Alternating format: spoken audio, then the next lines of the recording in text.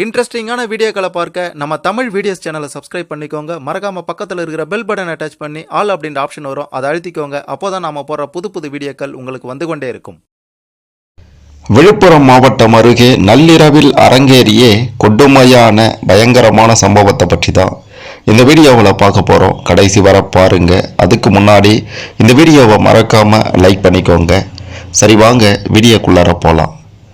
விழுப்புரம் அருகே நள்ளிரவில் அரங்கேறிய அந்த பயங்கரமான சம்பவம் ஒரு அழகான குடும்பத்தின் நிம்மதியையே அடியோடு குலைத்து விட்டது என்றுதான் சொல்ல வேண்டும்.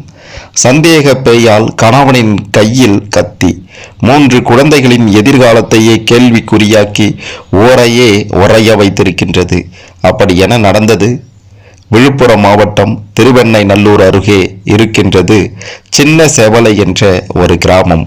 இந்த கிராமத்தை சேர்ந்த கலியப்பிள்ளையின் மகன்தான் கோவிந்தன். இந்த கோவிந்தனுக்கு 42 வயதாகின்றது. விழுப்புரத்திலேயே டிரைவராக வேலை பார்த்துட்டு வராரு. இவருடைய மனைவியின் பெயர்தான் ரேணுகா. இந்த ரேணுகாவுக்கு 36 வயதாகின்றது. இவர்களுக்கு திருமணம் முடிந்து இல்லற வாழ்க்கை இனிதே நகர்ந்து கொண்டிருந்தது. இந்த தம்பதிக்கு 3 மகன்களும் இருக்கின்றனர்.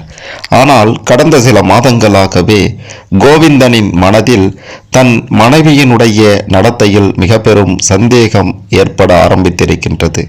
இந்த சந்தேகத்தால இருவருக்கும் இடையே அடிக்கடி தகராறும் ஏற்பட்டிருக்கின்றது. அது குடும்பத்தில் மிக பெரும் புயலையும் கிளப்பி இருக்கின்றது. இந்த மோதல் ஒரு கட்டத்தில் அதிகமாக துவங்கி இருக்கின்றது. இதனால் கணவருடன் தொடர்ந்து வாழ விருப்பமில்லாத ரேணுகா திருவெண்ணைநல்லூர் காவல் நிலையத்தில் தன்னுடைய கணவர் மீது புகார் அளித்திருக்கின்றார். பிறகு கணவரை பிரிந்து அதே கிராமத்தில் இருக்கக்கூடிய தன்னுடைய அம்மா வீட்டிற்கும் சென்று வசித்து வந்திருக்கின்றார். மனைவியின் இந்த முடிவு கோவிந்தனின் ஆத்திரத்தை மேலும் அதிகரித்திருக்கின்றது.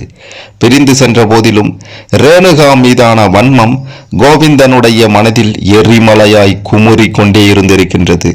அந்த வன்மம் ஒரு கட்டத்தில் விபரீத முடிவை நோக்கி நகர்ந்திருக்கின்றது.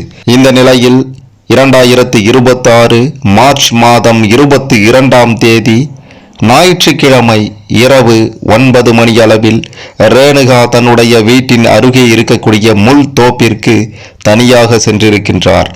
இதுதான் சமயம் என காத்திருந்த கோவிந்தன் கத்தியால் ரேணுகாவின் கதையையும் முடித்திருக்கின்றார். இதனால் அந்த இடத்திலேயே ரேணுகா காலமாகி இருக்காங்க. மக்கள் திரண்டு வருவதை கண்ட கோவிந்தன் அங்கிருந்து தப்பி ஓடி இருட்டில் மறைந்திருக்கின்றான். தகவல் அறிந்து சம்பவ இடத்திற்கு வந்த போலீசார் ரேணுகாவை மீட்டு திருவெண்ணைநல்லூர் அரசு மருத்துவமனைக்கு அழைத்து சென்றனர்.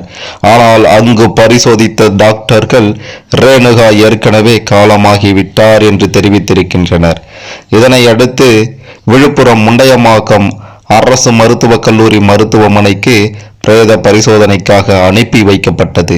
இந்த மோசமான சம்பவம் குறித்து போலீசார் வழக்கு பதிவு செய்து தீவிர வேட்டையில் இறங்கி இருக்கின்றனர். இறுதியில் அதே பகுதியில் பதுங்கியிருந்த கணவன் கோவிந்தனை கைது செய்தனர்.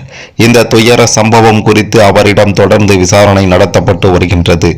சந்தேக பேயால் 3 பிள்ளைகளின் எதிர்காலமே இப்போது கேள்விக்குறியாகி நிற்பது அந்த பகுதியில் பெரும் பரபரப்பை ஏற்படுத்தி இருக்கின்றது.